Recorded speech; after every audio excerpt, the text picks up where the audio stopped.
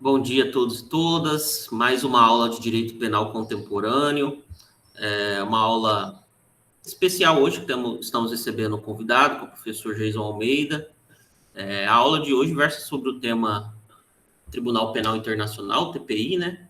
E sua condição de instrumento, né, para a efetivação dos direitos humanos.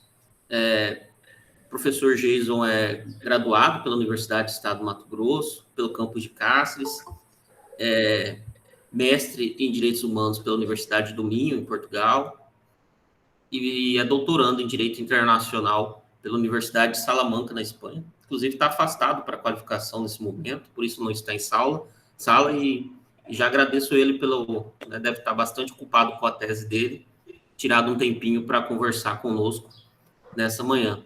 Então, no primeiro momento, é só saudar você e dar as boas-vindas, agradecendo aí pela presença aí com a nossa turma de Direito Penal Contemporâneo. Eu que agradeço, Joacir. Um prazer estar com vocês no dia de hoje, né? Espero aí contribuir para a disciplina aí de Direito Penal Contemporâneo, né? Só lembrando aí que nós dois somos egressos da Unemate, né? Estamos aí, começamos, pelo menos você e eu começamos a lecionar aí no curso de Direito de Cáceres, né? E aí você retornou há pouco e eu tenho a oportunidade de retornar agora com essa pequena aula. Então, eu acho que já podemos começar, né? Ou você acha que... Pode sim, professor, fica à vontade. Galera, quem tiver dúvida, pode colocar aqui no chat ou colocar a mãozinha aí, estender a mãozinha. Mas o professor também é tranquilo, né? Quem quiser ligar o microfone, atrapalhar ele, brincadeira. Pode ligar o microfone e conversar, que a aula tem que ser assim, né, Jesus? Tem que ser dialogada, tem que ser, assim, debatida. E fique à vontade, professor, o tempo de fala é seu. Eu vou conseguir compartilhar aqui, José? Vai. Não está aparecendo, não? Não, tá. Não, é que eu vou compartilhar depois só o Estatuto de Roma só. Mas depois eu começo o compartilhamento. Porque no meu computador aqui eu não consigo compartilhar e ver ao mesmo tempo a tela. Beleza, você pergunta que eu confirmo se está aparecendo. Beleza. Bom, pessoal, então bom dia a todos aí, alunos de Cáceres, alunos de outros campos da Unemate, né? O professor Jacir já gentilmente aí me apresentou para vocês, né? Então, o convite que me foi feito, né, foi para falar um pouco sobre o TPI, né? O TPI, que é essa sigla aí que significa Tribunal Penal Internacional, né? Que apesar de ser um tribunal internacional, que eu vi até pouco tempo atrás, né? Algo muito longe dos brasileiros, né? Muito longe no sentido não de que não interessasse, né? Mas muito longe no sentido de que eu não via perspectiva de nenhum brasileiro ser julgado pelo TPI, como ainda quase não vejo. Mas o TPI saiu daí do imaginário dos juristas, né? De quem estuda direito penal, de quem estuda direito internacional, e passou aí a integrar o debate político, né? Então, hoje em dia há muitas dúvidas sobre o TPI, né? Sobre o Tribunal Penal Internacional, e nossa missão aqui é trazer algumas questões acerca do TPI, né? Acerca deste novo Tribunal Internacional.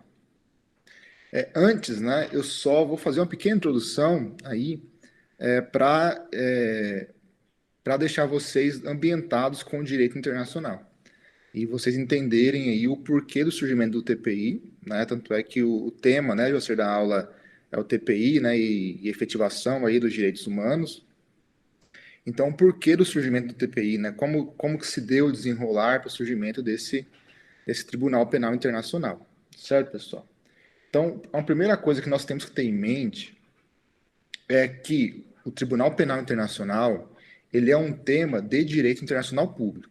Tá? Então, o Tribunal Penal Internacional ele é um tema de direito internacional público e, é claro, obviamente, né, é um tema também de direito penal. Só que é mais um tema de direito internacional público, porque os institutos vinculados aí ao TPI, né, são institutos de direito internacional público. Então, vamos imaginar que o TPI é sim um tema de DIP, de direito internacional público. Então, a primeira coisa que vocês devem ter em mente, pessoal, é saber diferenciar duas espécies de direito internacional, né? Duas vivências do direito internacional.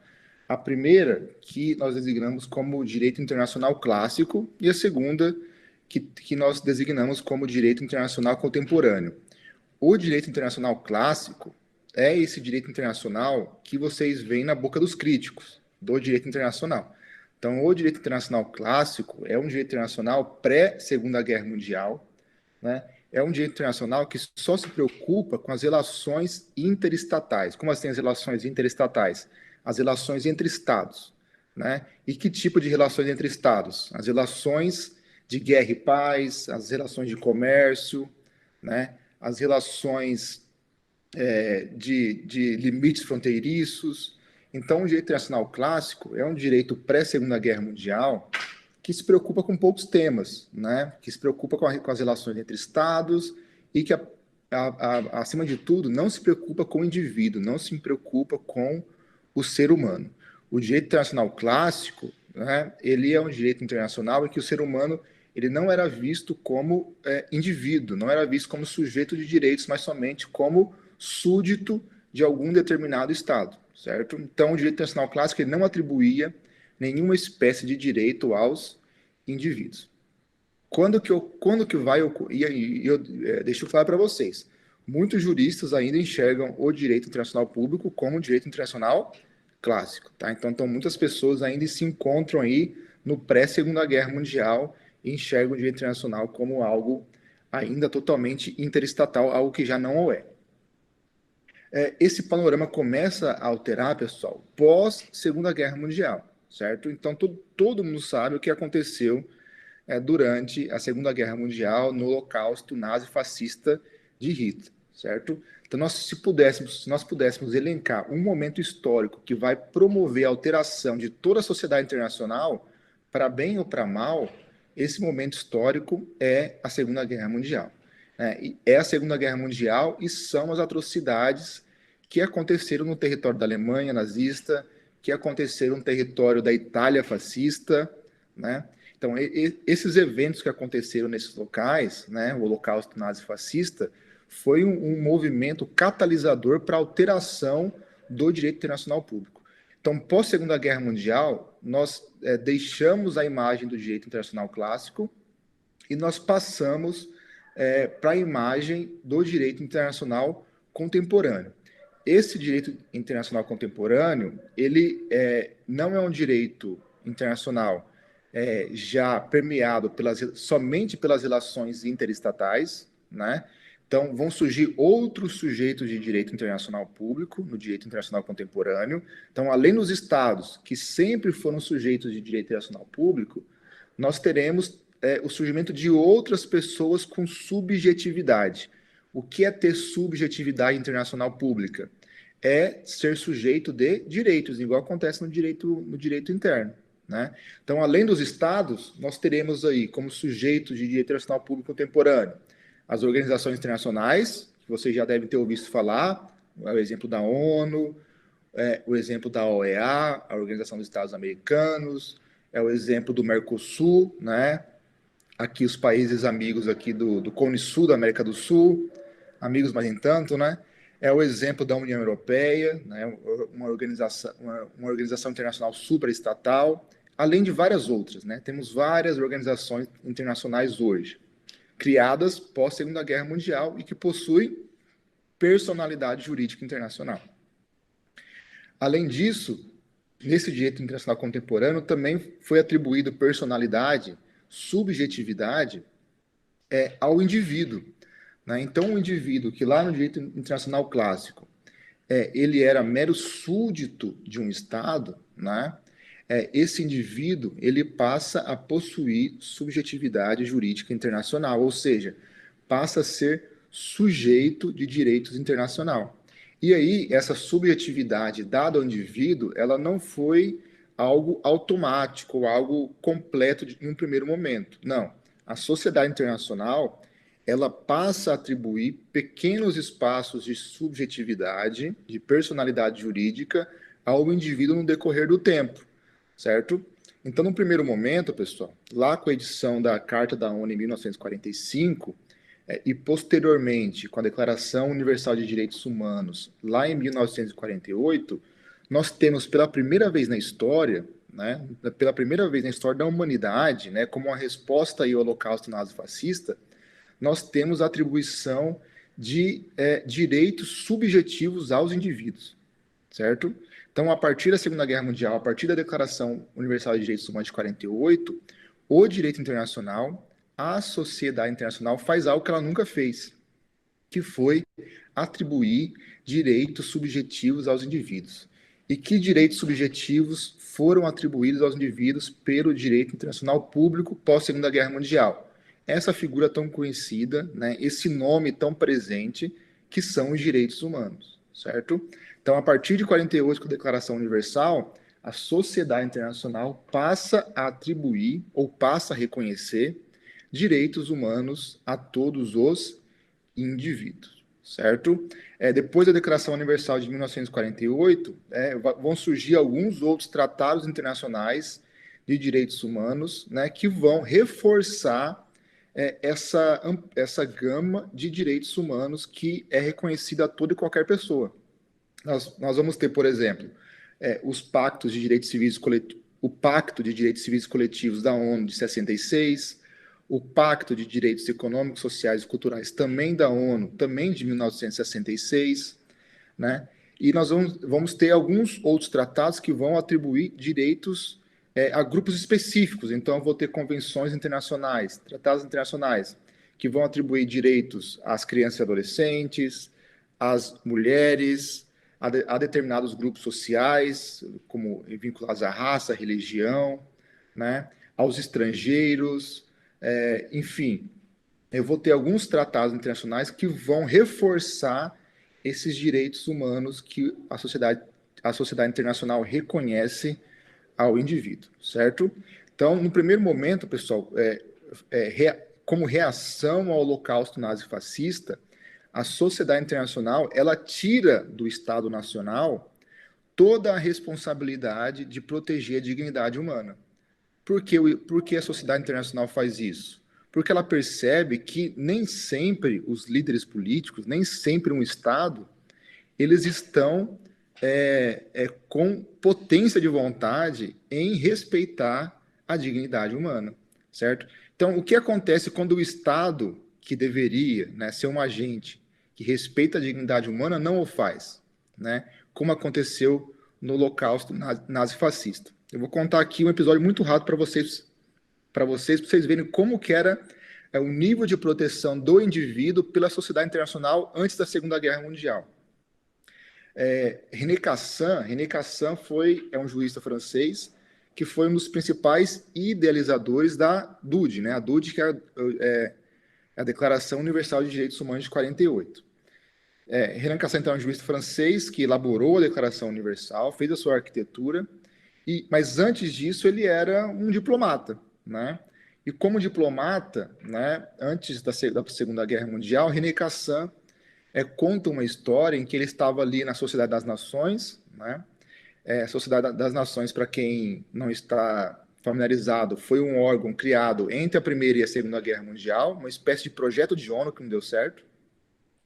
Então, a Sociedade das Nações, ali na Europa, intima, né, o Hitler, né, para ele explicar algumas ações que ele estava cometendo contra algumas minorias ciganas na Alta Silésia, né, na Polônia, etc. E aí, Cassin narra, né, que chega um representante de Hitler na Sociedade das Nações. Segundo ele, dava para perceber o volume de um revólver no seu bolso, né? Então chega um representante de Hitler armado à Sociedade das Nações e esse representante de Hitler é questionado, né? Fala, olha, nós estamos com preocupação acerca da integridade de alguns grupos minoritários na Alta Silésia. E aí diz que o representante de Hitler responde, né? Fala, olha, o que nós fazemos com os nossos nacionais não é problema de vocês, ou seja, não é problema da sociedade internacional. Nós, Estado alemão, fazemos com os nossos nacionais aquilo que nós bem entendemos. E vocês, Sociedade das Nações, ou seja, vocês, sociedade internacional, não tem nada a ver com isso, irmão. Não tem aquela história de briga marido e mulher ninguém mete a colher. Né? Basicamente foi isso que o representante de Hitler disse. Falou, olha, aqui com os meus nacionais, me resolvo eu, não se intrometam. Então, esse era o estado de proteção dos direitos do indivíduo, pessoal, pré-Segunda Guerra Mundial. Isso altera com, principalmente, o Holocausto nazi-fascista, as atrocidades que foram cometidas e a impotência da sociedade internacional para poder lidar com essas violações da dignidade humana. É para isso que, pós-Segunda Guerra Mundial, o direito internacional público vai atribuir uma série de direitos humanos aos indivíduos. Então, o primeiro ponto, né, dessa atribuição de personalidade jurídica ao indivíduo é a garantia de direitos subjetivos, que são os direitos humanos. Então, os indivíduos passam a ser titulares de direitos, certo? Igual nós somos no direito interno, titulares de direitos fundamentais garantidos pela Constituição, né, do direito internacional, nós também passamos a ser titulares de direitos humanos garantidos por tratados de direitos humanos. Então, nós passamos a ter subjetividade jurídica internacional, algo que antes nós não tínhamos. Posteriormente a isso, pessoal, a sociedade internacional evoluiu um pouco mais na atribuição dessa subjetividade jurídica, né, essa subjetividade internacional ao indivíduo. Então, alguns anos atrás, algumas décadas atrás, o indivíduo, ele além de ter essa subjetividade jurídica internacional, né, ter direitos subjetivos, ele também passa a ter capacidade ativa no direito internacional. Como assim capacidade ativa no direito internacional? O indivíduo vai poder começar a reclamar a violações dos seus direitos humanos reconhecidos internacionalmente diretamente em tribunais internacionais de proteção dos direitos humanos. Então, olha só, antes o indivíduo ele só era sujeito de direitos, só tinha subjetividade. Se alguém violasse um direito humano seu, ele deveria ter a intermediação do Estado, né, ou de algum outro organismo internacional, para poder reclamar essa violação. Né? Depois de algumas décadas, né, fruto aí do Protocolo 14, a Convenção Europeia de Direitos Humanos, o indivíduo passa a poder reclamar diretamente a violação dos seus direitos humanos em tribunais internacionais de direitos humanos. Né? Então, esse é o panorama que nós temos hoje, por exemplo, na Europa. Então, hoje na Europa, se qualquer pessoa que esteja ali no território dos 50 Estados-membros do Conselho da Europa, né, que faz parte ali da Convenção Europeia de Direitos Humanos, se qualquer indivíduo tiver um direito humano seu violado, esse indivíduo, diretamente, sem intermediação de ninguém, ele pode ir ao Tribunal Europeu de Direitos Humanos e reclamar a violação de um direito humano seu, certo? Então, o indivíduo passa a ter capacidade processual ativa no direito internacional público, ou seja, ele passa a poder reclamar, participar em processos judiciais internacionais de forma direta, certo? Infelizmente, essa capacidade processual ativa que o indivíduo tem, hoje em dia só existe na Europa, né? Nos outros tribunais internacionais de direitos humanos, como é o caso da Corte Interamericana de Direitos Humanos aqui na América Latina, ou da Corte Africana de Direitos Humanos, nós ainda não temos essa capacidade jurídica ativa, mas é um caminhar até chegarmos lá, certo? Então, hoje, se nós, americanos, né, latino-americanos, quisermos reclamar a violação de um direito humano nosso, por algum estado aqui da América Latina ou da América Central, etc., nós temos que ter um intermediador, né? Esse intermediador é a Comissão Americana de Direitos Humanos, a Comissão Interamericana de Direitos Humanos, ela que irá nos representar perante a Corte Interamericana de Direitos Humanos. Então, nós podemos reclamar uma violação de direitos humanos hoje, aqui na América Latina, mas nós fazemos isso mediante a intermediação de um órgão internacional, que é a Comissão Interamericana de Direitos Humanos, certo? Então, nós temos, no primeiro momento, a atribuição de direitos subjetivos ao indivíduo, que são os direitos humanos. Num segundo momento, a atribuição de capacidade processual, para nós reclamarmos a violações desses direitos de forma direta nos tribunais de direitos humanos. E aí nós chegamos no terceiro momento da expansão dessa subjetividade jurídica, que é o tema da aula de hoje, que é a responsabilização internacional do indivíduo por violação do direito internacional público, ou mais especificamente, de violação de normas protetivas dos indivíduos, por normas protetivas dos direitos humanos. Então, percebam só, pessoal. Então, eu começo com a atribuição de direitos subjetivos ao indivíduo, com a possibilidade dele reclamar violações de seus direitos subjetivos, e, por último, nessa expansão da nossa subjetividade internacional do indivíduo, esse indivíduo passa a poder ser responsabilizado pela violação do direito internacional. Então, hoje, nós temos tanto a capacidade jurídica ativa no direito internacional público, né, de sujeito de direitos, como também uma capacidade processual passiva, ou seja, de ser processado, de ser julgado pela violação do direito internacional público. E essa responsabilização, ou melhor dizendo, a única forma de responsabilização de um indivíduo pelo direito internacional público é a responsabilização penal. É a responsabilização pelo cometimento de crimes tão bárbaros, crimes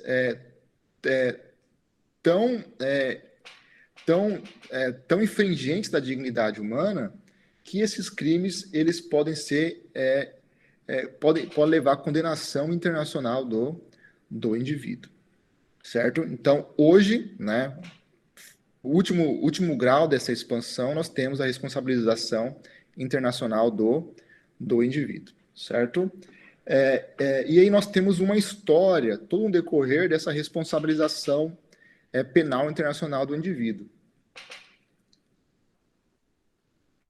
Como eu disse para vocês, pessoal, o maior evento que levou aí essa mudança de paradigma foi a Segunda Guerra Mundial, né, e foi o Holocausto nazi-fascista.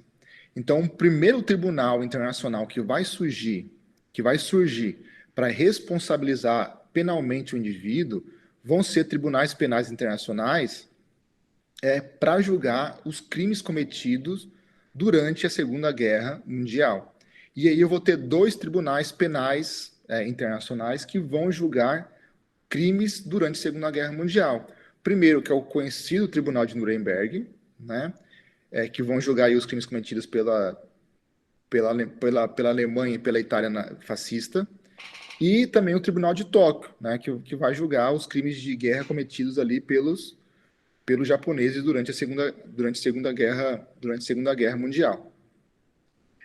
Então, esses dois tribunais internacionais, eles inauguram essa responsabilidade internacional do indivíduo, certo?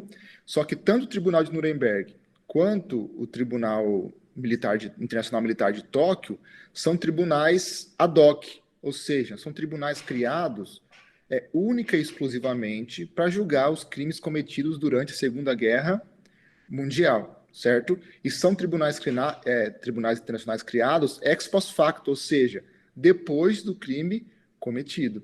Então, o Tribunal de Nuremberg ele foi criado pós-Segunda Guerra Mundial para julgar os crimes cometidos durante a Segunda Guerra Mundial. Né? Então, os penalistas aí, Joacir, acho que já começam a colocar a mão na cabeça, porque eu creio que o direito penal não permite, né, a criação de tribunais ex post facto, né? A gente sempre estuda isso quando fala do princípio do juiz natural, né? Violação ao princípio do juiz natural, a necessidade do tribunal já está institucionalizado, né? Criado antes da prática do crime, né? Sempre estudamos isso mesmo. Exatamente. Então, nós temos aí com os tribunais penais internacionais, esse Tribunal de Nuremberg, Tribunal de Tóquio, nós temos aí, a princípio, duas patentes antinomias com o direito penal que nós estudamos no direito doméstico. Primeiro, que são os tribunais criados ex post facto, né, ferindo aí o princípio do juiz natural. E o segundo, que é o princípio da reserva legal.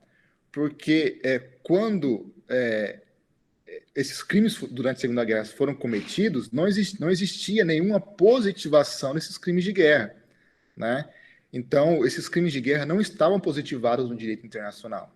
Então, haveria aí a violação desses dois princípios penais bem basilares, mas, né, diante das atrocidades cometidas durante a Segunda Guerra Mundial, entendeu-se que não havia violação tanto do princípio natural, tanto do princípio da reserva legal. Bom, pessoal, depois do Tribunal de Nuremberg, depois do Tribunal de Tóquio, também foram criados mais outros dois tribunais penais internacionais, também ad hoc, ou seja, criados exclusivamente para julgar crimes cometidos em um tempo e espaço específico. O segundo tribunal penal, terceiro tribunal penal criado, já foi na década de 90, que foi para julgar os crimes cometidos, né, na guerra ali da ex-Iugoslávia, né, na perseguição a populações não sérvias, né, cometidas ali na ex-Iugoslávia. E o quarto Tribunal Penal Internacional ad hoc foi criado para julgar crimes de guerra cometidos em Ruanda, né? Então, nós temos o Tribunal Penal Internacional para julgar crimes na ex-Iugoslávia e o Tribunal Penal Internacional de Ruanda, que vão julgar crimes cometidos nesses contextos específicos. De novo, tanto esses dois tribunais penais internacionais, eles são ad hoc, ou seja,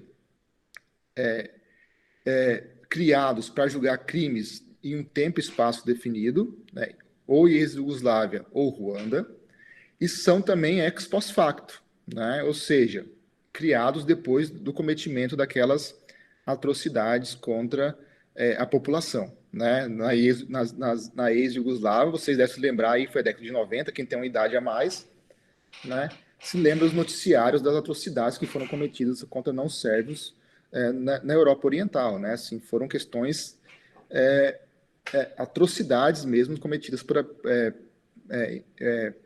aqueles líderes políticos. Né? Assim, coisas realmente trágicas. E também o Tribunal Penal de Ruanda também julgou crimes trágicos, né? Foram mais de 1 milhão de mortos aí. Estima-se que houve genocídio de mais de 1 milhão de pessoas em Ruanda, né?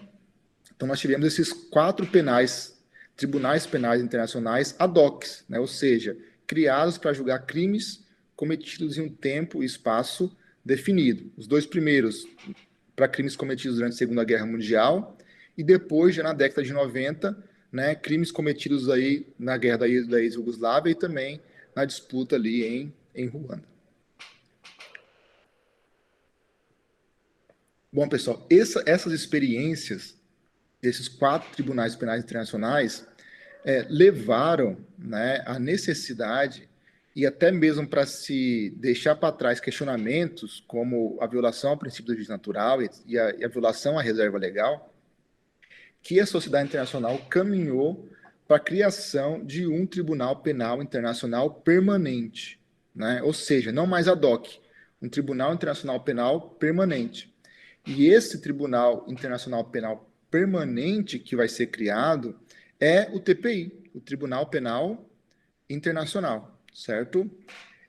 O TPI, pessoal, ele foi criado mediante, né, um tratado internacional, né, constitutivo de uma organização internacional independente. Então, o Tribunal Penal Internacional, ele foi criado pelo Estatuto de Roma.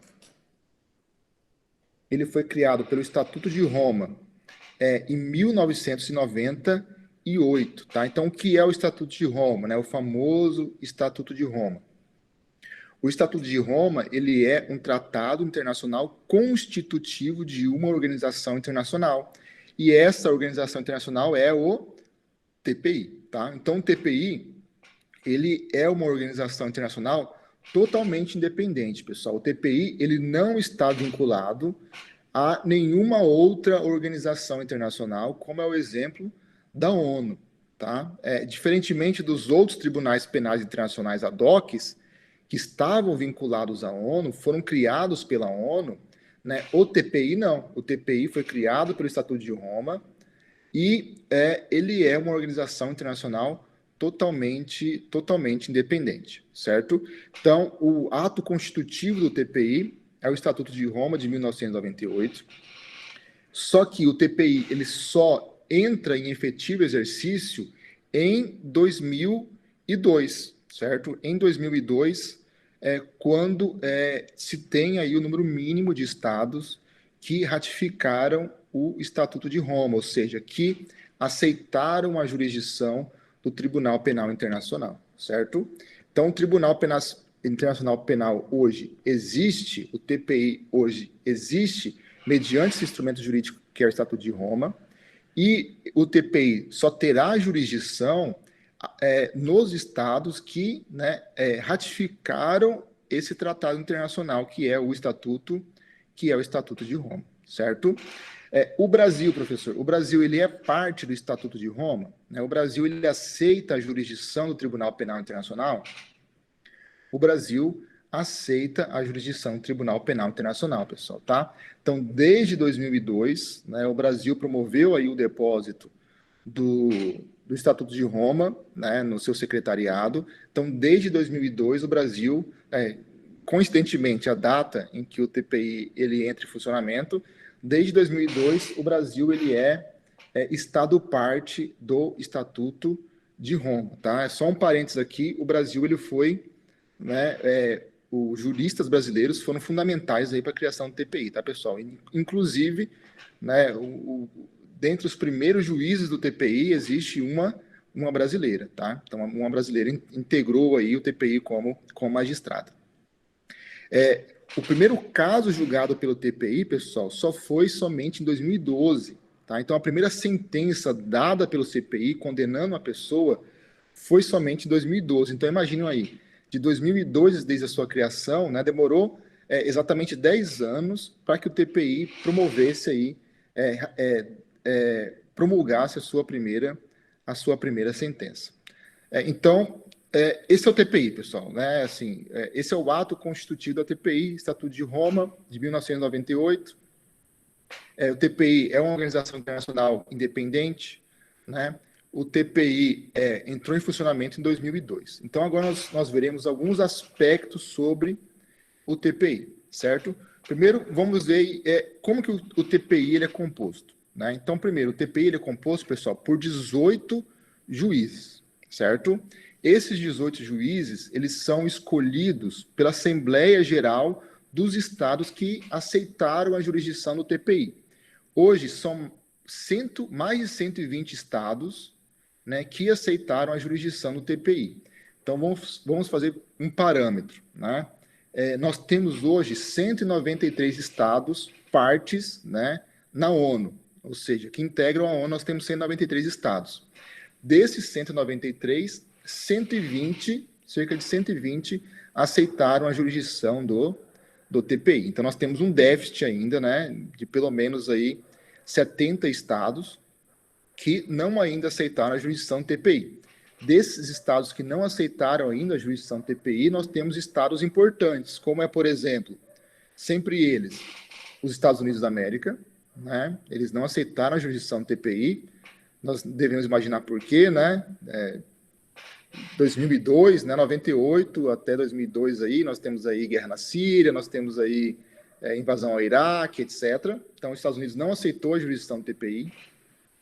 E Israel também não aceitou a jurisdição do TPI, certo? Então, dois estados muito importantes na sociedade internacional não aceitaram a jurisdição do TPI, que Estados Unidos e Israel, né? E aí nós temos várias nações africanas que não aceitaram também, algumas nações asiáticas, na América Latina nós temos exemplo também de estados que não aceitaram a jurisdição do TPI, mas de estados, né, por exemplo, do G20, né, os principais economias do mundo, né? Tiramos aí Estados Unidos e Israel, né? Os outros estados todos se submeteram à jurisdição do TPI, os estados europeus como um todo aceitaram a jurisdição do TPI. Além desses 18 juízes que são escolhidos pela essa Assembleia Geral do TPI, né? Esses 18 juízes é feita uma distribuição, a sua eleição é feita de forma equânime entre homens e mulheres, então há uma divisão de gênero entre essas cadeiras, e também eles tentam fazer indicações que mantenham uma distribuição regional desses juízes. Então, tem juízes da América Latina, uma equivalência entre juízes americanos, né, da América como um todo, juízes da Europa, juízes da África, juízes da Ásia, certo? Então, nós temos essa distribuição econômica, tá? E o mandato desse juiz do TPI é um mandato de 9 anos, tá? Então, ele é eleito para ser juiz do TPI por 9 anos, sem a possibilidade de reeleição. Então, somente por 9 anos ele será juiz do TPI, né? Como eu disse, nós tivemos o caso de uma brasileira, né? A Sylvia Steiner, que foi juíza do TPI. Nessa primeira leva de juízes, nós tivemos uma brasileira. Além dos juízes, nós temos também um procurador, né? Na verdade, fazendo parâmetro aqui com o direito brasileiro, é a figura do promotor de justiça, né? Então, nós temos a figura de um promotor de justiça no Tribunal Penal Internacional, né? Que é o procurador ou a procuradora. Hoje em dia, uma mulher é uma procuradora que faz o papel aí, entre aspas, do Ministério Público, né? Então, esse procurador, ele vai analisar queixas, ele vai analisar casos, e aí, dependendo dessa análise, ele vai poder propor, né, uma investigação, vai poder propor uma ação penal junto ao TPI, certo? E, além disso, nós temos alguns órgãos administrativos, tá? Como a Secretaria do TPI. Eu tenho também defensores vinculados ao TPI, ou seja, advogados vinculados ao TPI, né? E aí, se você cumpre alguns requisitos, futuros alunos da Unemad, vocês que tiveram OAB, etc., vocês poderão um dia serem registrados, por exemplo, como advogados junto ao TPI, desde que cumpram alguns requisitos legais e sejam indicados para isso, né? Claro que existe uma indicação política para isso.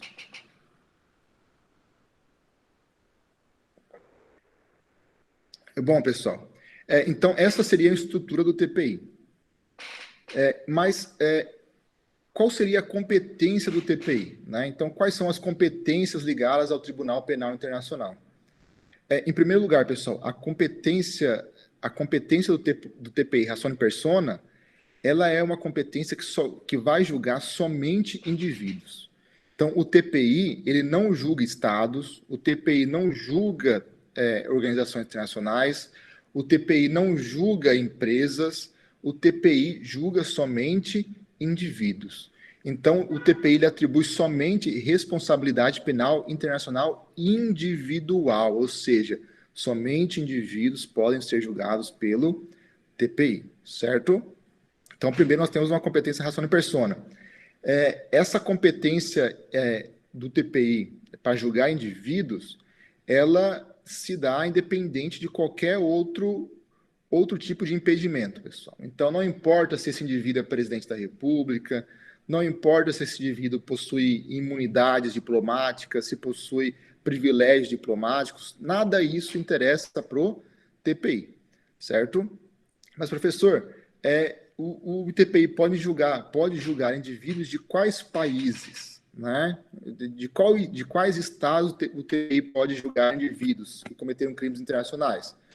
Ora, pessoal, a princípio, somente dos estados partes do TPI, tá? Então, somente indivíduos nacionais que são nacionais, obviamente, desses 120 estados partes podem ser julgados pelo TPI, tirando uma única exceção, certo? Então, qual que é a regra geral? Pessoas que são nacionais dos estados partes que ratificaram o Estatuto de Roma podem ser julgados pelo TPI, independentemente de qualquer condição. Qual é a exceção a isso? Quando, né, o indivíduo que comete um crime, e ele não é nacional de um Estado parte, e se o Conselho de Segurança da ONU requer ao TPI o julgamento desse indivíduo, esse indivíduo pode ser investigado e julgado pelo Tribunal Penal Internacional.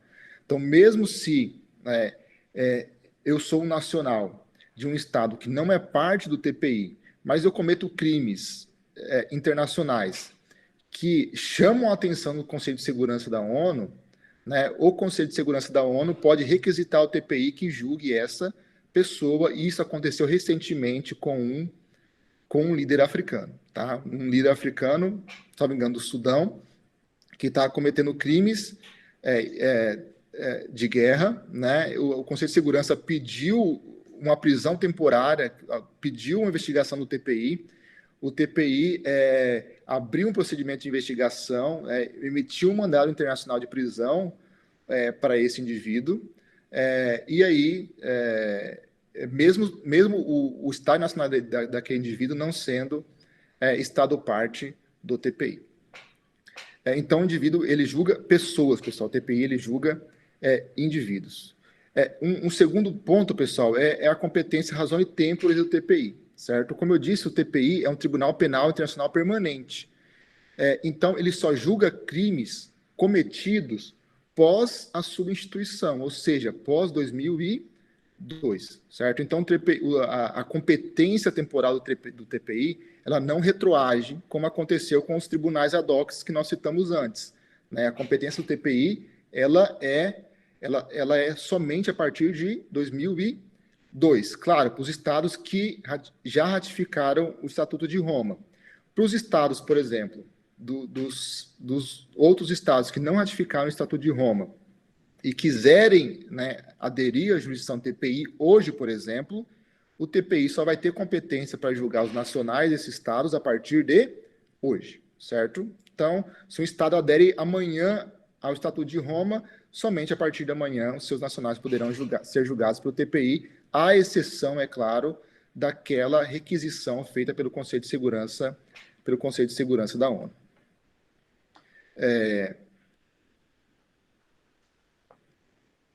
Agora, uma das partes mais importantes, tá, pessoal? Que é a competência material do TPI, né? Então, quais são os crimes que o TPI pode julgar, professor? Né? Então, nós vimos que o TPI julga indivíduos, vimos que o TPI ele julga nacionais dos Estados-membros a partir de 2002, salvo aquele exemplo da requisição do Conselho de Segurança da ONU, mas quais são efetivamente os crimes que podem ser julgados pelo TPI? Qual é a competência material desse Tribunal Penal Internacional? Pessoal, o TPI ele julga 4 grupos de crimes internacionais. Crimes esses tão graves que merecem a atenção de um Tribunal Penal Internacional. Primeiro crime, que está na boca de todo brasileiro, de todo jornalista, pelo menos, que é o crime de genocídio, certo? Previsto aí, discriminar, nós já veremos lá no artigo 6 do Estatuto de Roma. Então, no artigo 6º, nós temos o crime de genocídio, várias condutas que integram o crime de genocídio, certo? Então, o que é o crime de genocídio? Num conceito bem breve, pessoal. O crime de genocídio é você, de alguma forma, impedir o desenvolvimento, né, de algum grupo, certo? Então, eu vou exterminar parte de um grupo, né, seja por questões raciais, de religião, linguísticas, algum grupo minoritário. Eu vou impedir que esse grupo tenha filhos, por exemplo, né? Então, eu vou esterilizar as mulheres desse grupo para que ele não se desenvolva. Eu vou cometer crimes sexuais contra as mulheres desses grupos. Eu vou expulsar esses grupos do meu território, né? Eu vou violar a integridade física ou moral desses grupos. Então, tudo isso está dentro do conceito de crime de genocídio, certo? Além do crime de genocídio, uma outra espécie de crime que abrange várias condutas é o crime de guerra, certo? O que é o crime de guerra, pessoal? Crime de guerra são crimes, são violações ao direito de guerra, certo? Não sei se vocês estão familiarizados com isso, mas na guerra, né, guerras declaradas entre estados, não é a putaria, ou seja, o estado na guerra não pode tudo. Ao contrário do que alguns pensam que na guerra pode tudo, na guerra não pode tudo. Existem, por incrível que pareça, existem normas jurídicas internacionais que regulamentam o direito de guerra.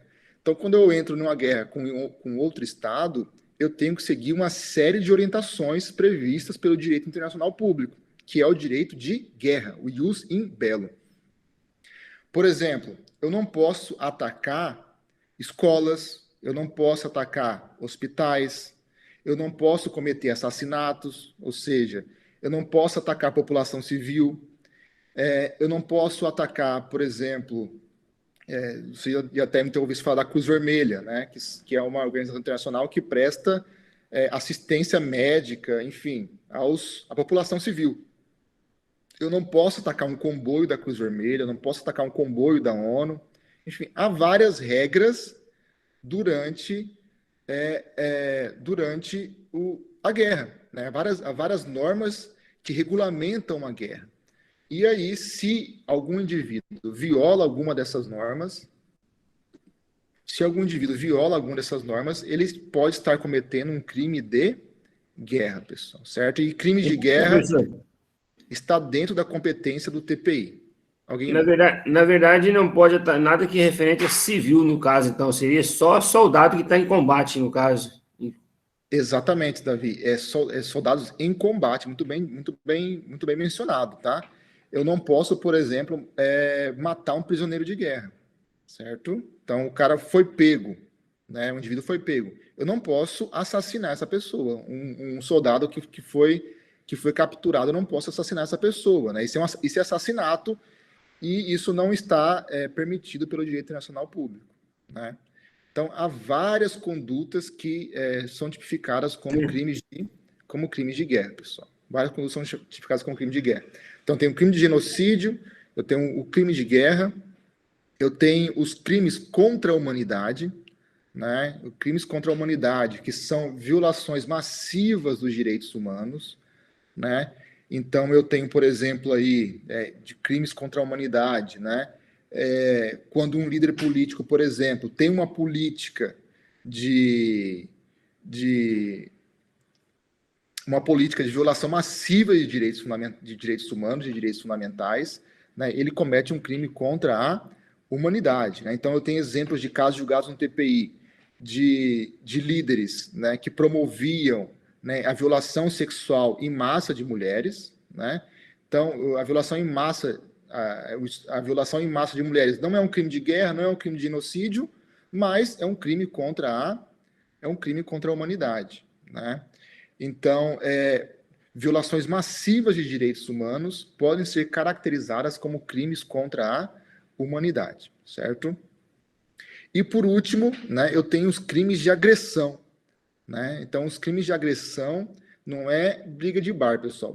Crimes de agressão é quando um líder político, né, quando alguma autoridade, ela agride, né, do ponto de vista do direito internacional, algum outro Estado, né? Então, imagina, por exemplo, que o Estado brasileiro decide, né, invadir a Bolívia sem qualquer tipo de justificativa. Vamos invadir a Bolívia porque a gente quer tomar San Matias para a gente, né? Que é uma cidade tão importante e bonita.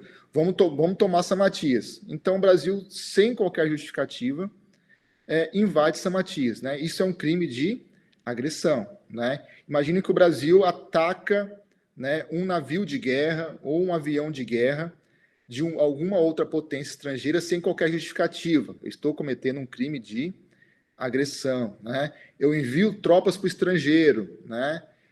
Eu agrido tropas de outro estado sem qualquer justificativa. Tudo isso é caracterizado como crimes de agressão. Certo, pessoal? Então, a competência material do TPI está nessa tipologia de 4 crimes. Crimes de genocídio, crimes de guerra, crimes contra a humanidade e crimes de agressão. Todas essas espécies normativas, elas estão tipificadas, então não tem um problema com o princípio da reserva legal, estão tipificadas no Estatuto de Roma, né, os crimes de genocídio no artigo 6º, os crimes contra a humanidade no artigo 7º, os crimes de guerra no artigo 8º e os crimes de agressão no artigo 8º bis, né? Porque os crimes de agressão foram incluídos posteriormente ao TPI. E você está quase dando 1 hora já, hein? Mas eu vou só compartilhar rapidamente, pessoal, aqui para vocês, o Estatuto de Roma, só para vocês verem algumas condutas previstas nesses crimes. Bom, tá todo mundo vendo, pessoal?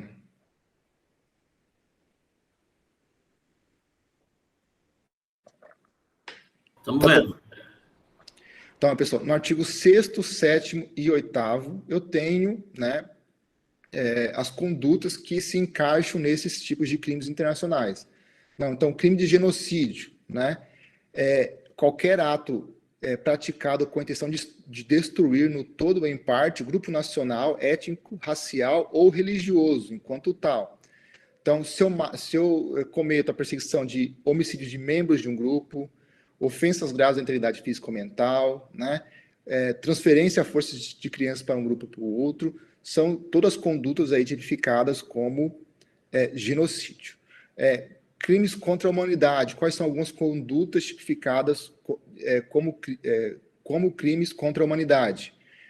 Quando, né, as condutas cometidas em um quadro de ataque generalizado ou sistemático contra qualquer população civil, e não a um grupo específico, como é no crime de genocídio, certo? Então, nós temos aqui, né, os homicídios, extermínio, escravidão, deportação ou transferência forçada,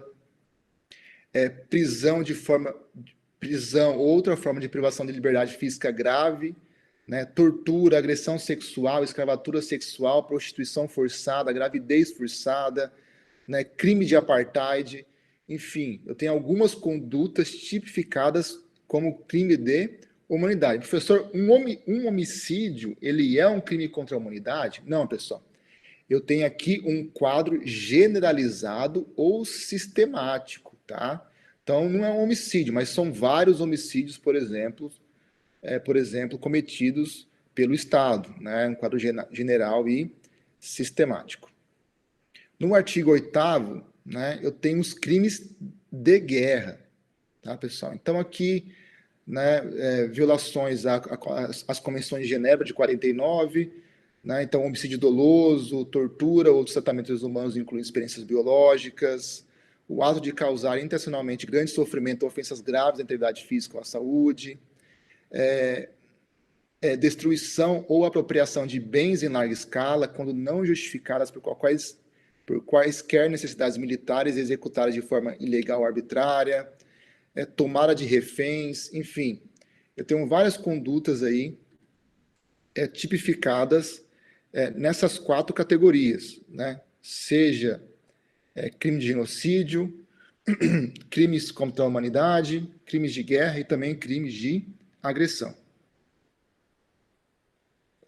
Então, essa é a competência material do TPI, pessoal, certo? Então, o TPI julga isso.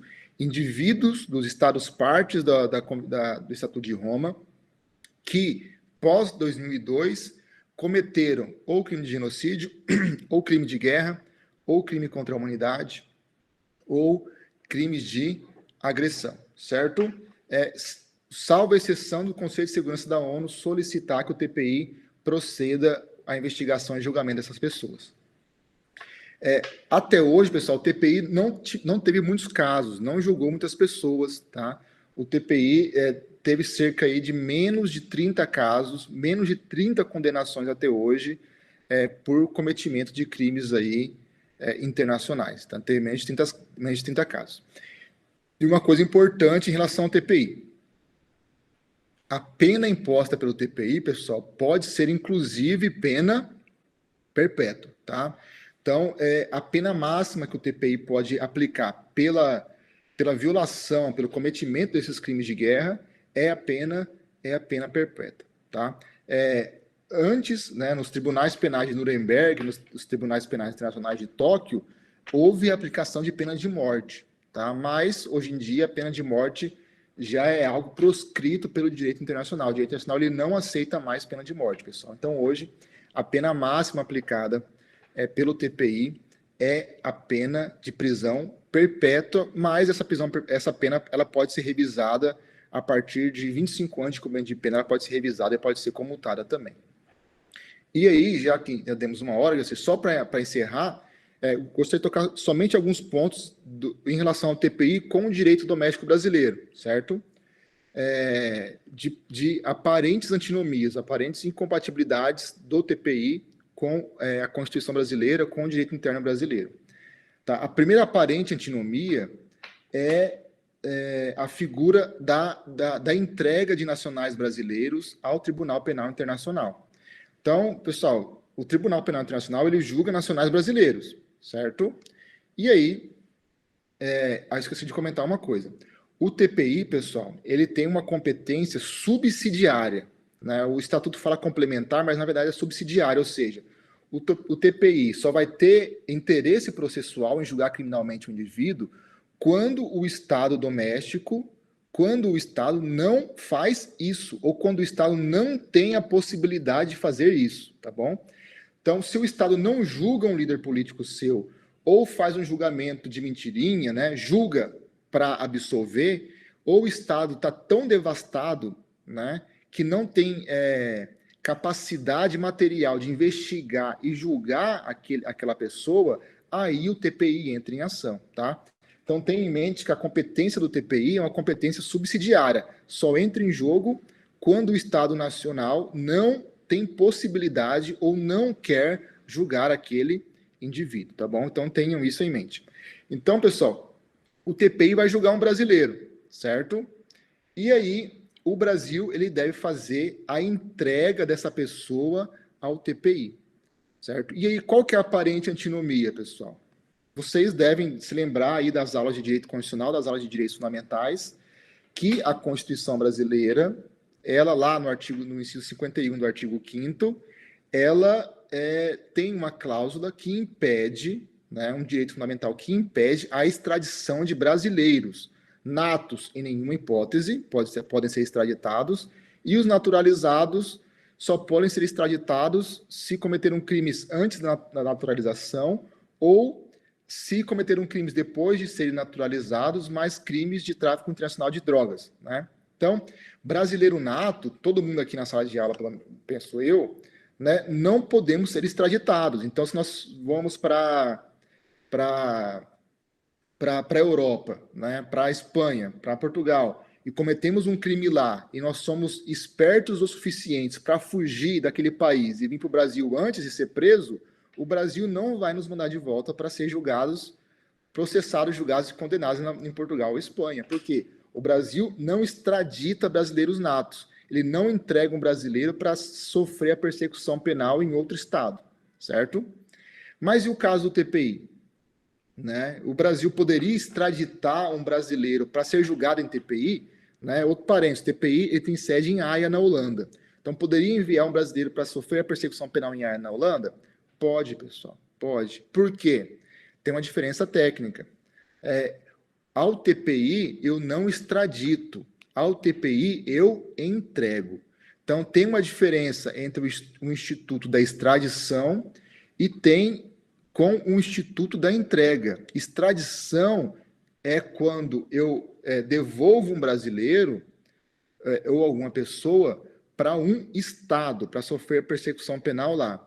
Entrega é quando eu levo esse brasileiro para sofrer persecução penal de uma organização internacional, como é o TPI. E o que a Constituição brasileira veda é extradição, a Constituição brasileira não veda a entrega. Então, o Brasil, ele pode, por exemplo, enviar um brasileiro para ser julgado, um brasileiro nato, para ser julgado pelo TPI? Pode, tá? Porque ele não está realizando a extradição, ele está realizando uma entrega. Então, não há incompatibilidade com a Constituição brasileira nesse sentido, tá, pessoal?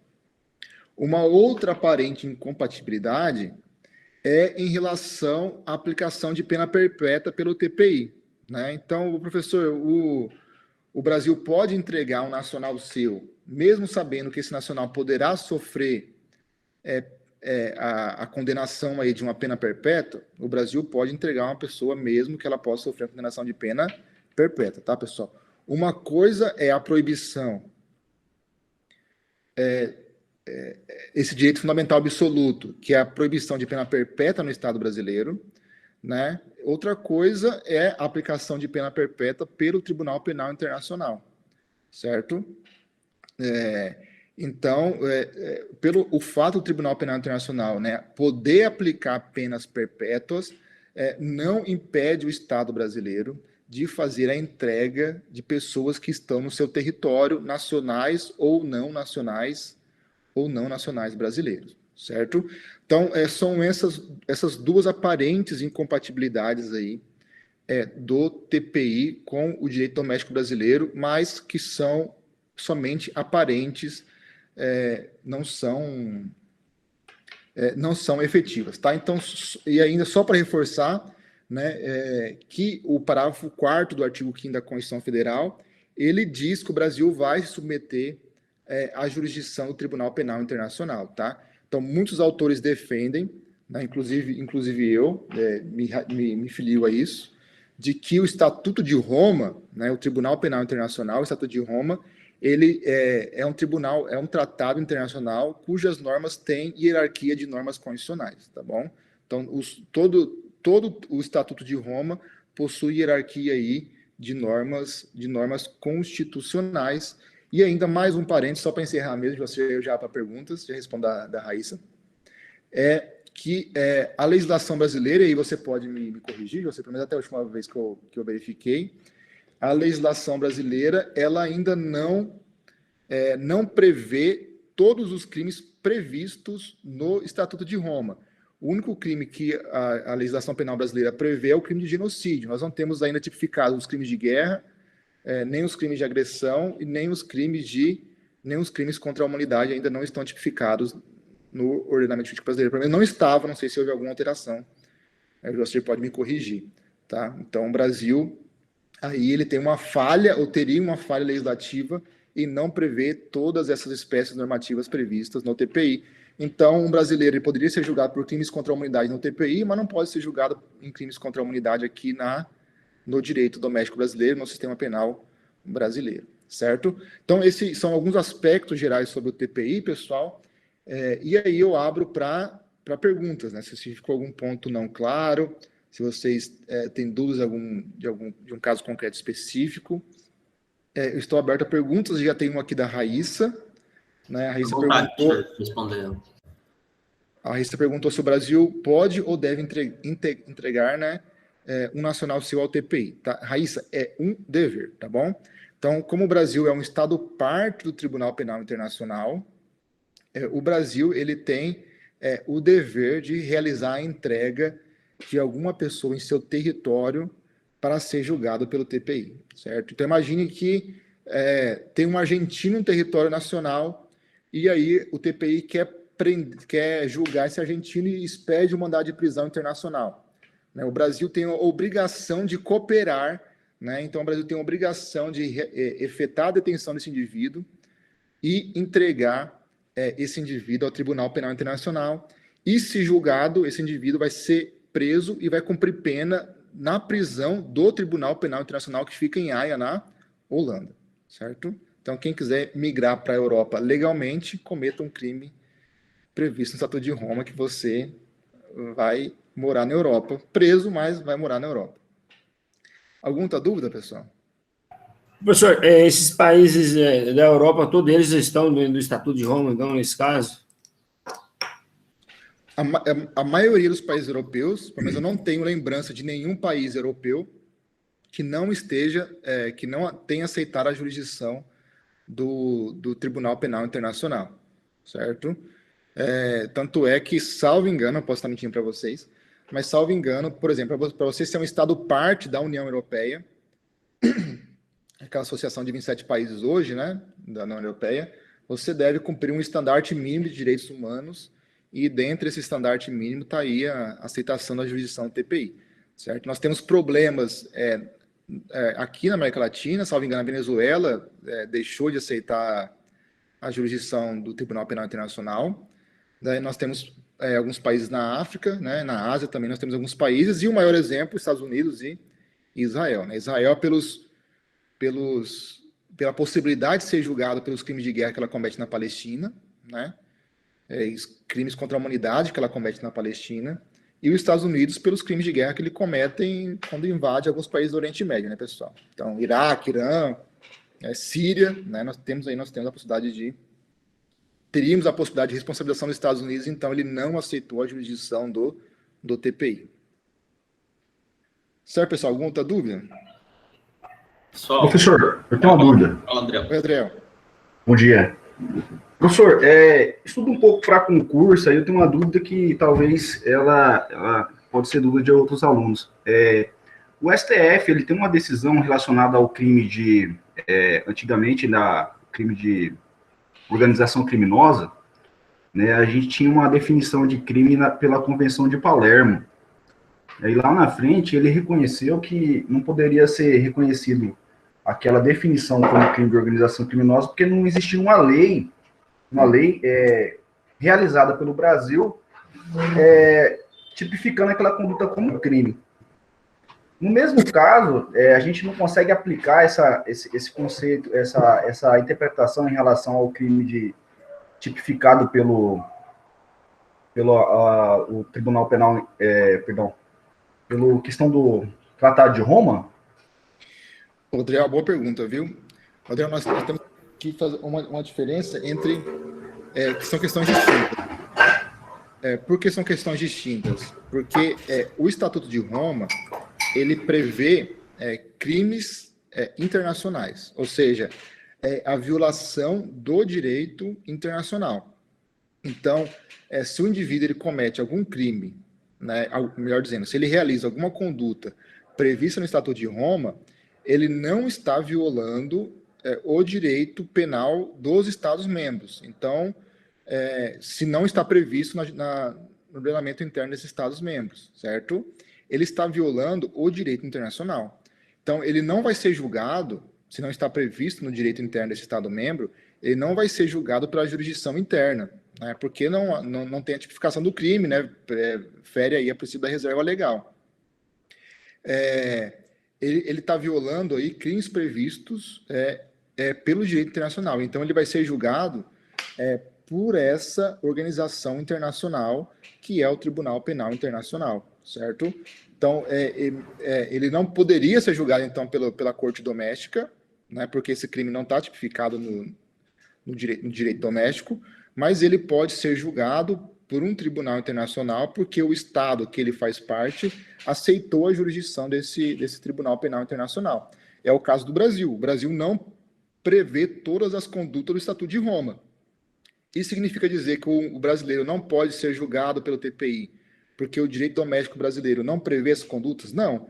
Isso só significa que esse indivíduo não tem a possibilidade de ser julgado nos tribunais brasileiros. Então, o Brasil não vai julgar. Se o Brasil não vai julgar, a competência subsidiária do CDI, ela vai ser chamado à baila para poder julgar essas pessoas que cometeram os crimes previstos no Estatuto do TPI, certo? Então, uma coisa é o crime estar previsto no direito doméstico e outra coisa é o crime estar previsto no Estatuto de Roma. O crime estar previsto no Estatuto de Roma somente autoriza o TPI a julgar os indivíduos que cometeram aquelas condutas, certo? Respondi, Adriel? Respondeu sim, professor. Uma outra dúvida, professor, em relação à emenda 45, que trouxe a previsão na Constituição em relação à competência do TPI, qual que seria o ideal analisar para fins de aplicação do TPI? O Estatuto de Roma ou a base da emenda 45, que tem previsão na Constituição Federal? Não, o parágrafo 4º lá do artigo 5º, que foi introduzido pela emenda 45, lá de 2002, né? Ela basicamente diz algo que já foi feito, né? Que já tinha sido feito, que é a aceitação da jurisdição do Brasil do Tribunal Penal Internacional, né? Então, então nós temos dois âmbitos, né? Então, primeira coisa, o Brasil aceitando a jurisdição do Estatuto de Roma, certo? Então, o Brasil adere à competência penal do TPI, e o Brasil, ele coloca essa aderência à competência do TPI como um direito fundamental, né? E é, inclusive, uma cláusula pétrea. Qual que é a interpretação que eu faço disso, Adriel? Que o Brasil não poderia denunciar a competência do TPI, certo? Porque um tratado internacional, eu posso aderir a ele e eu posso me retirar dele. Quando eu retiro, o termo técnico que o direito internacional diz é denúncia. Quando eu saio do tratado internacional, eu estou denunciando ele. Então, eu entendo que quando o Brasil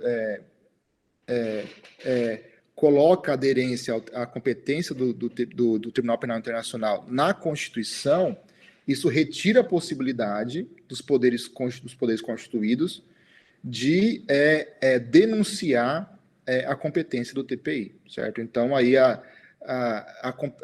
adesão do Brasil ao TPI, entendo eu, seria uma cláusula pétrea, né? O Brasil não poderia deixar de aderir à competência do TPI, mesmo que o direito internacional permita a denúncia, a Constituição brasileira ela não permitiria isso aqui no direito interno. Essa é a leitura que eu faço.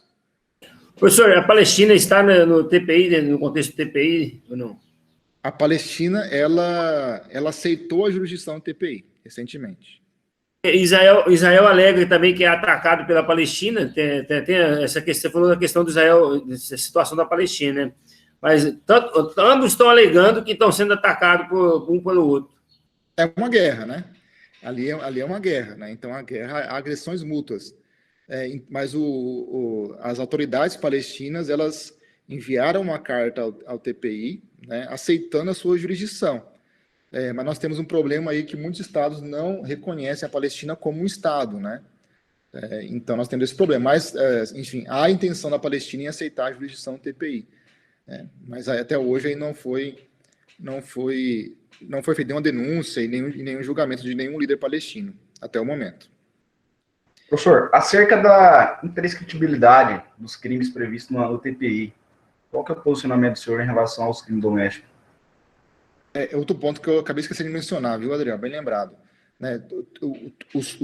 As quatro espécies de crime lá, crime de genocídio, crime de agressão, etc, esses crimes eles são imprescritíveis, tá, pessoal? Então, enfim, vocês sabem a definição de crimes imprescritíveis, né? Então, eles não prescrevem, mais uma vez, Adriel, eles não prescrevem para o direito internacional público, ou seja, para a jurisdição TPI, eles são imprescritíveis.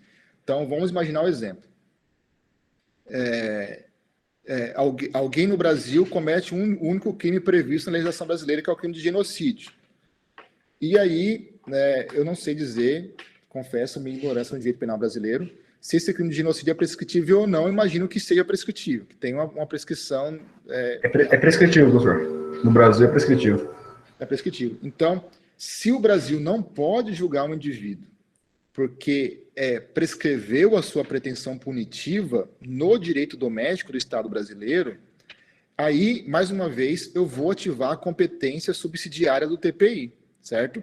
Então, se o Brasil não julga porque seu sistema judicial é falho, se o Brasil não julga porque prescreveu o crime no direito interno, se o Brasil não julga porque, por conveniências políticas, o Brasil não quis julgar, né? Se o Brasil julga, mas julga de mentirinha, por exemplo, julga, mas absolve, né, num processo penal forjado para absolver, por exemplo, fala, não, opa, ele não cometeu nenhum crime, né? O Brasil não condenou, então o TPI não pode condenar, porque ele é inocente. Não, o TPI não leva nada disso em consideração, certo? Então o TPI, ele quer punibilizar crimes contra a humanidade. Então, se prescreveu aqui no Brasil o crime, no direito doméstico, não prescreveu no direito internacional. Então, o TPI pode solicitar a entrega desse indivíduo para que ele seja julgado pelo Tribunal Penal Internacional. Uma coisa é a prescrição doméstica, outra coisa é a prescrição no direito internacional que não ocorre, tá? Então, se o Brasil não julgou porque prescreveu, azar do indivíduo. Por quê? Porque eu vou ativar a competência subsidiária do TPI e o TPI vai ser competente para julgar esse crime praticado pelo indivíduo e não julgado pelo direito interno. Uma pergunta no chat aí, gente. Suzane, nas situações que o país não aceita a jurisdição do Tribunal Penal Internacional, o que acontece? Estou com falha de conexão, com mais mencionado. Suzane, então, o TPI, em regra, ele só tem competência para julgar pessoas de estados que aceitaram a jurisdição do TPI. Essa é a regra. Tem uma exceção. Qual é a exceção?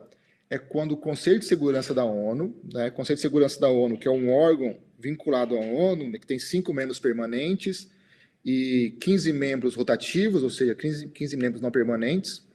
O Conselho de Segurança da ONU ele tem a possibilidade de zelar pelo cumprimento da Carta da ONU, né, impedir que guerras aconteçam, basicamente é isso que o Conselho de Segurança faz. Então, quando o Conselho de Segurança ele percebe o cometimento de graves violações do direito internacional, como são os crimes previstos no TPI, ele pode solicitar que o TPI investigue e julgue essas pessoas, mesmo que esses estados não sejam estados partes do Estatuto de Roma, tá? Então, para os estados que não são partes do Estatuto de Roma, os indivíduos só podem ser julgados pelo TPI se houver essa solicitação do Conselho de Segurança da ONU, tá ok? E aí, só um parênteses aí, Suzane, né? O Conselho de Segurança da ONU tem 5 membros permanentes que têm poder de veto, né? Então, qualquer resolução do Conselho de Segurança, como é pedir ao TPI que julgue alguém que não é do Estado parte, deve ter aprovação dos 5 membros permanentes, certo? Se um vetar, essa medida já não é eficaz. Então, dificilmente os Estados Unidos teriam um nacional seu condenado pelo TPI, porque os Estados Unidos ele é um membro permanente com poder de veto. Então, dificilmente os Estados Unidos ele aceitaria que o TPI exercesse jurisdição por um próprio nacional, de um próprio nacional seu. Um exemplo disso é a guerra na Síria. Todo mundo está vendo a guerra na Síria aí, o problema da guerra da Síria, né? Milhões de refugiados, né? Uma guerra interminável, né? Muitos mortos, muitos crimes cometidos na guerra da Síria, o uso de armas proibidas pelo direito de guerra, né? Como são armas químicas, armas biológicas, contra a população civil. Então, vários crimes de guerra acontecendo na Síria.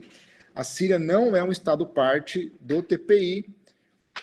Essa questão foi levada ao Conselho de Segurança da ONU para pedir o julgamento dessas pessoas, mas Rússia e China, que são membros permanentes, vetaram a investigação e julgamento do Bashar al-Assad, né, que é o líder da Síria, né, o presidente da Síria. Então, ele não vai ser julgado porque os membros do Conselho de Segurança da ONU vetaram essa possibilidade, né? Então, nós temos essa situação.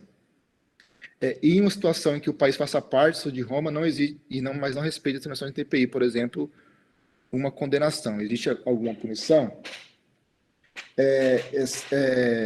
Então, Suzane, quem impõe a sanção, quem faz o cumprimento de pena, é o próprio TPI. Tá? Então, o TPI ele tem, por exemplo, uma prisão. Lá em Haia, na Holanda, né, o TPI ele tem a sua própria prisão. Né? Então, é um tribunal bem exclusivo que tem sua própria prisão. Então, quem executa essa punição é o próprio Tribunal Penal Internacional. Tá? A obrigação dos Estados-membros, né, é uma obrigação de cooperação, de fazer a entrega desse indivíduo para ser julgado lá, ou se o TPI emite uma ordem de prisão, ele faz a detenção e entrega essa pessoa para o Tribunal Penal Internacional.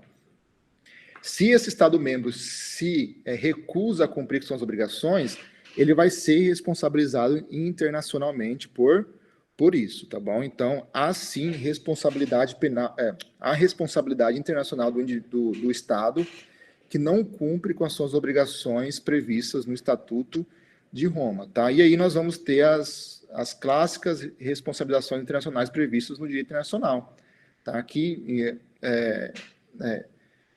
uma autocrítica ao direito internacional assim não são muito efetivas para grandes estados, né? Mas para pequenos estados são mais efetivas, certo? Então, assim, responsabilização para os estados que não cumprem com as suas obrigações decorrentes do Estatuto de Roma. Beleza, Suzane? Mais alguma dúvida, pessoal? Jason, você tem tem acompanhado essa investigação que tem contra o Bolsonaro no TPI, relacionada a grupos indígenas? Você tem acompanhado? Eu vi alguma coisa assim, tá? Eu vi e assim, não dá, né? Não dá. Eu sei que algumas pessoas, né, alguns juristas aí falam nessa possibilidade, mas eu acho que ela é irreal, né? Porque pelo que eu li, né, ele foi denunciado por organizações da sociedade civil por cometer crime de genocídio em relação às populações indígenas, né? Em razão da pandemia, né?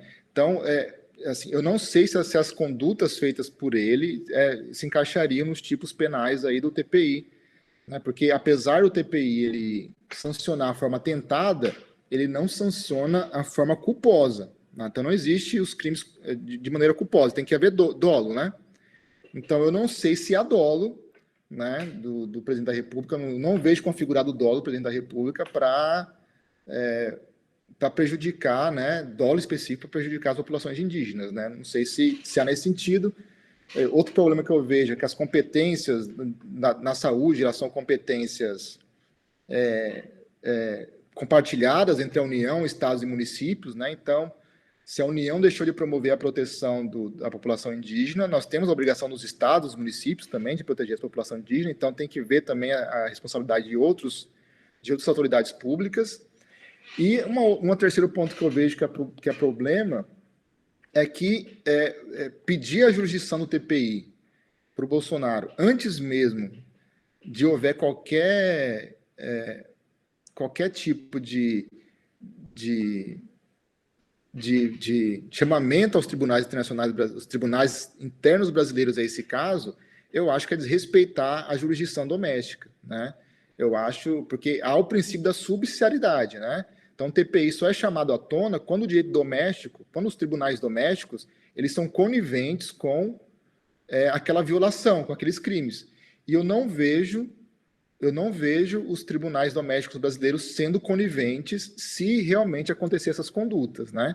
Então, se essas condutas foram cometidas pelo presidente, se comprovar isso, eu creio que a jurisdição doméstica do Estado brasileiro resolve isso.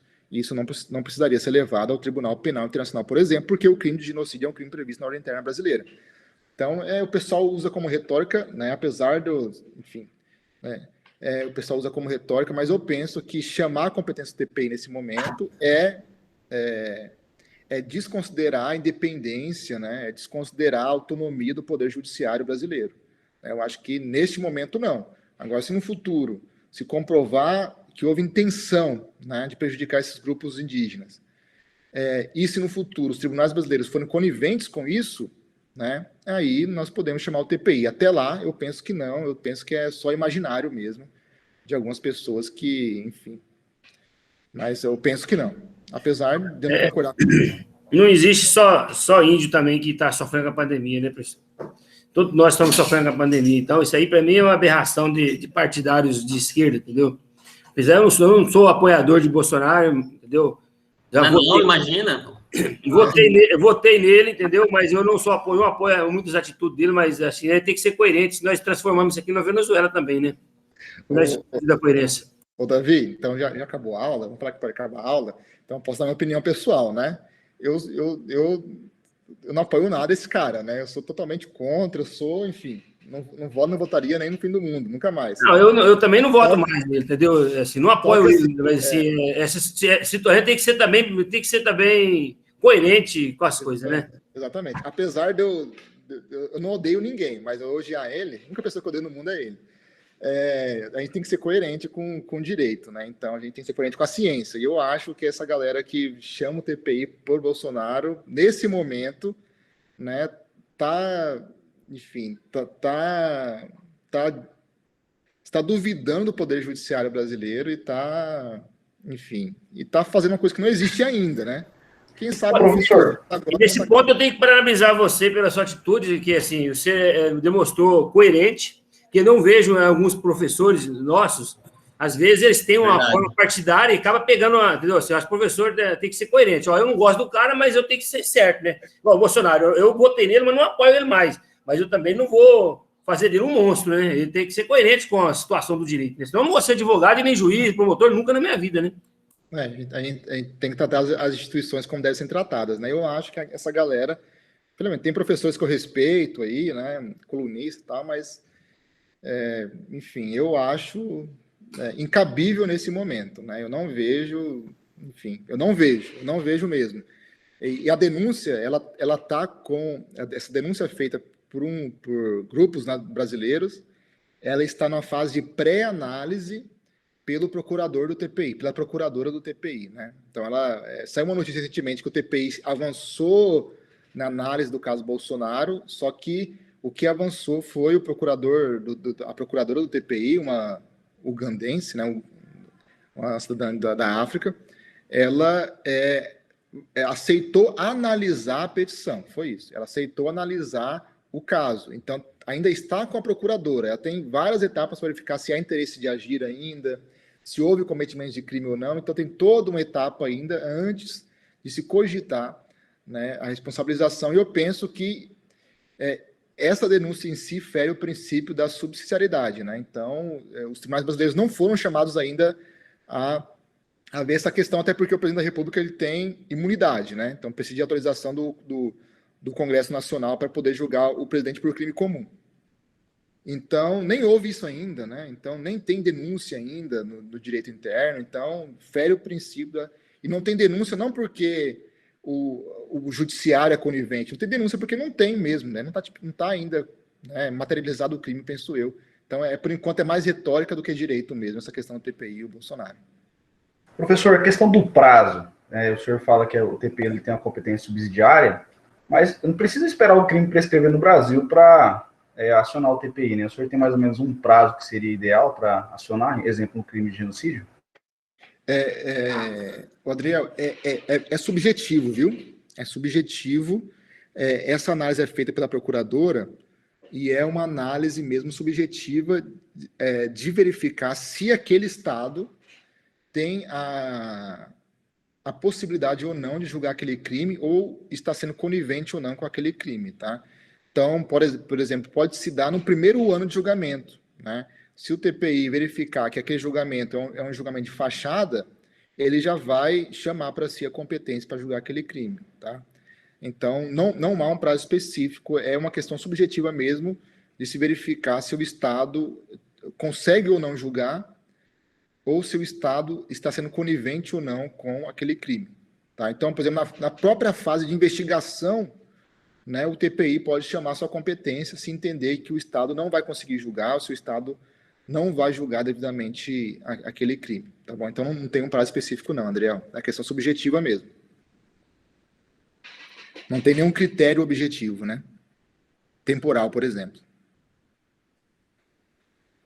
Beleza, pessoal? Professor, acho que estamos todos agradecidos pela excelente aula. Oi, André, pode falar. Só um segundo, se tiver algum canal no Instagram aí que disponibiliza algum material, eu gostaria de seguir, se tiver como disponibilizar. Adriel, eu tenho lá o Instagram e o Twitter, né? No Instagram e no Twitter eu falo sobre, né, o João seria inclusive meu parceiro nisso, eu falo sobre direito constitucional mato-grossense, tá? Direito constitucional estadual.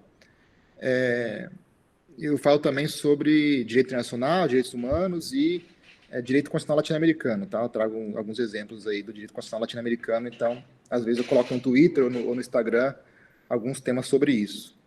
Beleza? Daí você tem seu livro fácil aí, Geiso? Oi? Você tem uma cópia do seu livro fácil aí? Tem. Mostra aí pra galera aí. Pessoal, foi publicado há um tempo atrás esse livro aqui, ó. Não, aparece o contrário, né? Mas o título é... Tá aparecendo certinho. Tá? Assistência Consular ao Preso Estrangeiro, Fundamentos, Conteúdos e Efeitos, tá? Que é um livro fruto aí da minha dissertação de mestrado, né, que fala sobre assistência consular ao preso estrangeiro. Infelizmente, o livro já está esgotado, tá, pessoal? Mas aí eu tô vendo aí a possibilidade de uma segunda edição, tem algum tempo já. Vamos ver se eu consigo fazer uma segunda edição desse livro aí nos próximos anos, beleza? Mas pode seguir lá, Adriel, no Twitter e Instagram. No Instagram tem geiso.almeida, você consegue me achar, beleza? E valeu aí por seguir nas redes sociais aí. Gente, vamos agradecer o professor, né? Foi uma manhã muito boa. O professor é uma inspiração para todos e todas, né? Procurou se qualificar, saiu da caixa, né, de direito civil, penal, foi para uma área específica, direito internacional, correu atrás, sou testemunha disso. Durante a graduação, ele já participava de ações na América do Sul, já participava de Cruz Vermelha, e isso deu uma bagagem para ele ir para a Europa e se qualificar, mestrado e agora doutorado. Então, em nome da turma aí, quem quiser falar também, agradecer, né, gente? Foi uma aula magna hoje pela manhã. Muito obrigado, Jason, e sinta-se à vontade para retornar, porque a casa aqui é sua também. Professor, o Jason, Isso. eu achei sua aula muito produtiva, deu tá excelente, parabéns, porque olha, tudo que eu tenho um anseio muito grande de aprender o direito internacional, tenho feito as matérias já, entendeu? Então, assim, na verdade, quando eu vi você falando no começo, eu até queria fazer algum questionamento, mas o tempo está curto. Na verdade, seria mais relacionado ao direito ambiental, que está em alta hoje, que é um direito internacional também, né? Que está em alta, mas esse é outro assunto para um outro momento de aula. Deixar para o pessoal agradecer você aí também. Beleza, pessoal. Eu que agradeço o Joacir pelas palavras. E aí, Joacir, só para pontuar também, né, que esse ano, o Joacir também é parceiro meu nisso, pessoal. Esse ano a gente vai fazer a segunda edição do Seminário Internacional sobre Constitucionalismo Multinível, que foi um evento que eu e o Joacir organizamos no semestre do ano passado, né? Nós tivemos aí a participação de professores da Espanha, professores do Brasil, e nós estamos organizando também esse ano para o mês de setembro, pessoal, outubro aí, depende dos palestrantes.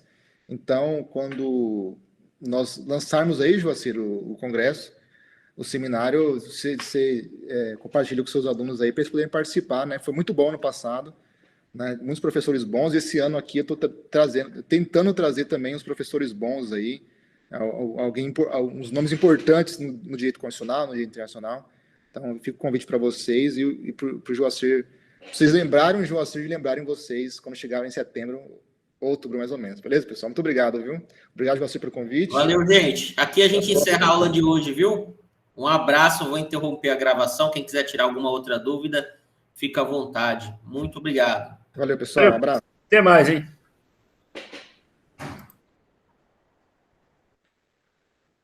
Falou, Jô. Falou, Geis. Obrigado, viu? Nada.